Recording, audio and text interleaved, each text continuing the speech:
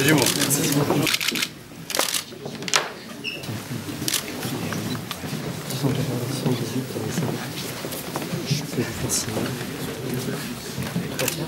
Toutes.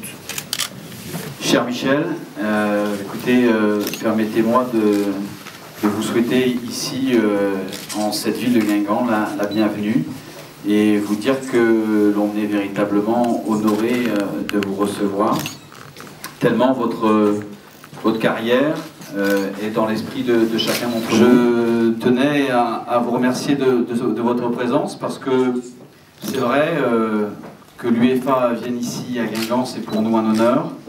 Il y a de ça 6 mois, en avant de Guingamp, pour la deuxième fois, relever le défi immense de gagner une Coupe de France, ce qui lui donnait le droit d'accéder à la Coupe d'Europe. Alors, une fois la joie passée, on a eu, il faut l'avouer, une petite douche froide lorsqu'on a pris connaissance du cahier des charges qui était lié à ce type d'organisation. Et puis, en étant petit, atypique, vous savez comment c'est, on a essayé d'avoir une certaine mansuétude, un regard particulier, une dérogation en somme. Je crois que votre réponse a été franche, a été claire et assumée. Et elle a été tout à fait honnête et ne nous a pas laissé donc dans des armements. Et nous souhaitions faire en sorte que les matchs puissent se jouer à Guingamp. C'est une ville atypique. Alors 7300 habitants, elle relève des défis qui sont bien plus grands qu'elle. Et je crois qu'on n'arrive pas à ce type de résultat s'il n'y a pas une magie, s'il n'y a pas des hommes. Et je crois que cette magie, elle est ici, avec les gens que vous avez rencontrés, avec nos concitoyens. Cette magie, elle est également avec les supporters que vous allez voir ce soir. Et puis, cette magie, c'est que votre statut vous oblige à avoir véritablement une impartialité. Et puis, vous connaissez très bien les clubs italiens.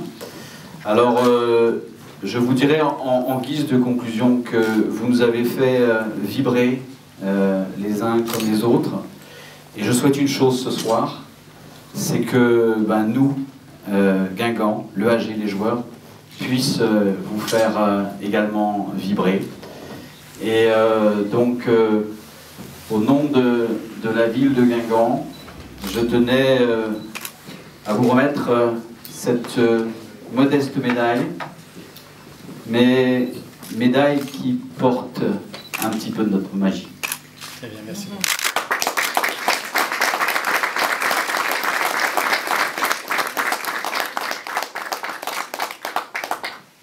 Si vous voulez bien, je vais vous demander de nous dire quelques mots.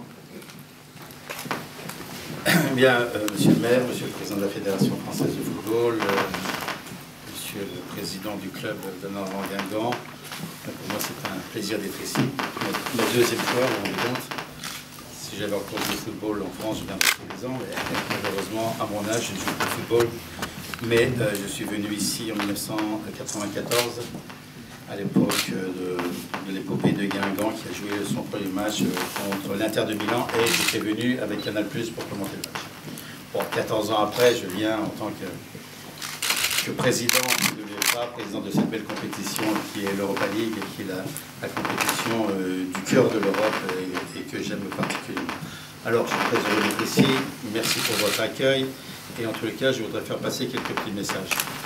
Je voudrais tout d'abord dire Alain Guingamp que vous avez bien travaillé en ce qui concerne le stade. C'était pas évident, vous l'avez dit, mais vous êtes rentré dans la cour des grands. Et on ne peut pas lésiner sur la sécurité dans les stades. J'ai vécu trop de drames dans ma carrière et depuis que nous avons mis des vrais repères sur la sécurité, il y a beaucoup moins de morts dans les stades. Et je crois que c'est important, et tant que je serai président de l'UEFA, j'aurai toujours pensé pour tout ce qui s'est passé dans les années 80-90. Je peux vous dire que la FIFA et l'UEFA ont fait énormément pour la sécurité des gens dans les stades. Et ça, c'est important. Tant que je serai président, on ne lésinera pas là-dessus. On trouvera toujours des moyens d'aider les clubs, mais des dérogations, vous l'avez compris. C'est pas possible. C'est pas possible. Je voudrais aussi, bien sûr, remercier l'accueil du président Le Gret, qui m'a trimballé de Noix Saint-Jacques, Petit Saint-Jacques entre Petit Saint-Jacques aujourd'hui. C'est toujours un plaisir d'être avec le président Le Gret et je voudrais lui dire, en tant qu'amoureux du football et surtout, comme toujours, supporter numéro 1 de l'équipe de France. Ce qu'il a fait avec l'équipe de France est remarquable ces dernières années. Avec Didier Deschamps, ils ont redonné une très belle image à notre sport. On en avait besoin et vous avez pris les affaires en main et je voudrais vous féliciter. Je voudrais aussi dire un petit mot à Jacques Lambert qui est là, qui est le président de la société SA Euro 2016, pour lui dire que cette aventure en France permettra d'avoir de très beaux stades. Malheureusement, Guingamp ne fait pas partie. S'il y a 257 000 villes qui se retirent, il restera toujours la possibilité d'avoir Guingamp qui serait candidat, mais 257 000 c'est beaucoup, donc vous n'avez pas beaucoup de chance. Et en tous les cas, je sais que Jacques, avec toutes ses équipes, avec le secrétaire général de l'UEFA, on fera une très grande fête en France. Je pense que c'est pas l'important que ce soit la France qui gagne, enfin l'équipe de foot qui gagne, c'est pas le plus important pour nous, mais c'est que ça soit la France qui gagne dans toute sa grandeur et dans toutes ses capacités d'accueillir le monde entier en ces mois de juin et juillet 2016. Donc c'est très important pour la France, pour le regard des autres sur la France et que ce que vont faire les Français dans notre beau pays. Donc ça c'est le plus important pour 2016.